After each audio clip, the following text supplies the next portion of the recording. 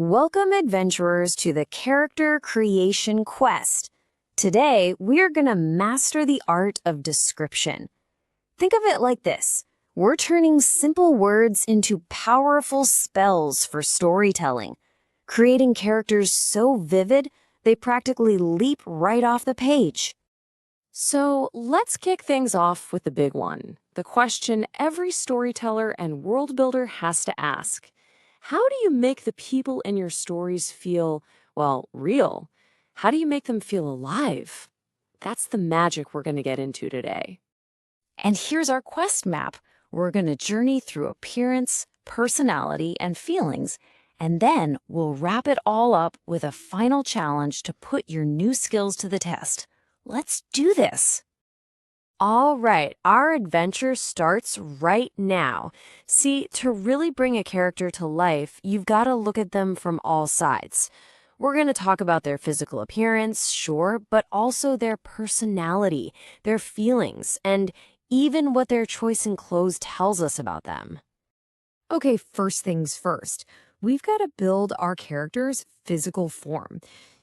These are the words that describe what you see on the outside. It's that all-important first impression.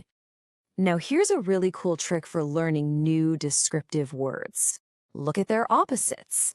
It just works. The contrast between, say, broad-shouldered and skinny, or dark-skinned and pale-skinned, it just clicks in your brain and creates a much clearer picture. Think about a character from a movie you love. Which of these words fits them? Let's add some more of these powerful spells to our vocabulary. Notice how specific words like plump or chubby-faced give you such a different feeling than just saying fat. Even one word, like bald, tells you something immediate and defining. And remember, these aren't just descriptions, they're story starters. Is a character balding because he's getting older? Or is he stressed out? See what I mean? And the exact same idea applies here.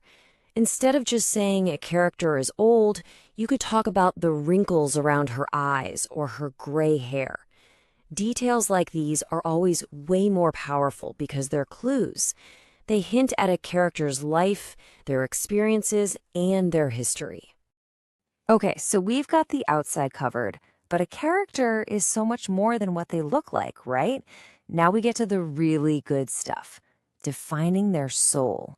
What are they actually like on the inside? Oh, I love this. This is such a cool way to think about it. The difference between perception and reality. A character might see themselves as ambitious, but maybe everyone else thinks they're arrogant.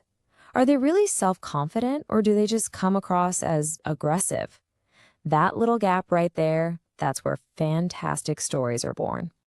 Think of these words as the essential building blocks for any personality you could imagine. Think about it. Which of these would you use for a hero? What about a villain? Just one little word like impatient or generous can totally define how they act in every single situation. And here we go, a perfect example of the #1 rule of writing: show, don't tell. Instead of just saying the friend is generous, this sentence shows us. He insists on paying for everyone. And by the way, go Dutch is just a great little phrase that means splitting the bill. See how that action makes the character feel so much more real? Okay, so our character's body is built, their personality is taking shape, but they're not a robot, are they? They need feelings. So let's talk about the words we can use to paint their emotional world and really make them relatable. Just look at this incredible palette of emotions. This is all about leveling up your vocabulary. Instead of saying very surprised, you can say astonished. Instead of very sad, they can be heartbroken. A jealous character is going to act completely differently from an anxious one.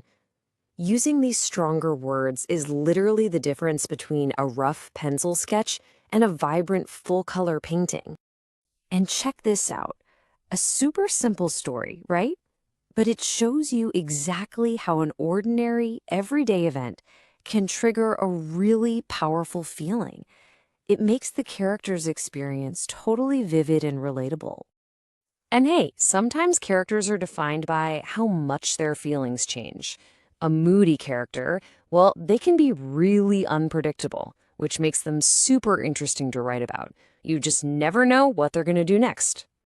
Okay, we have gathered our spells for appearance, character, and feelings.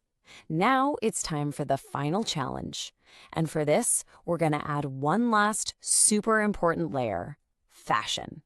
Because what a character wears can say just as much about them as who they are inside. Seriously, think about it. A character's clothes tell a story all by themselves.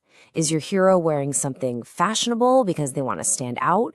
Or do they stick to versatile clothes and neutral colors so they can blend in? Even tiny accessories like a fancy watch or a beat-up old belt can tell you about their personality, their job, even how much money they have. And this brings us to it, the most powerful, the most important spell in the entire book. You already know what it is. It's practice. Learning all these words is great, but that's just step one. The real magic happens when you actually start using them. So here you go, your first official quests. These little exercises are going to lock all this new vocabulary into your brain because they force you to actually speak and create. Don't just read the words on the screen. Use them to build people, to build worlds. And remember, the number one most important rule of this whole quest: the goal is not to learn every single word perfectly right away. The goal is to speak, to try, to create something new. All right, you've got the spell book. You now hold the power to create and describe anyone you can possibly imagine. So the only question left is, what story will your words tell? Go on, get out there and start creating.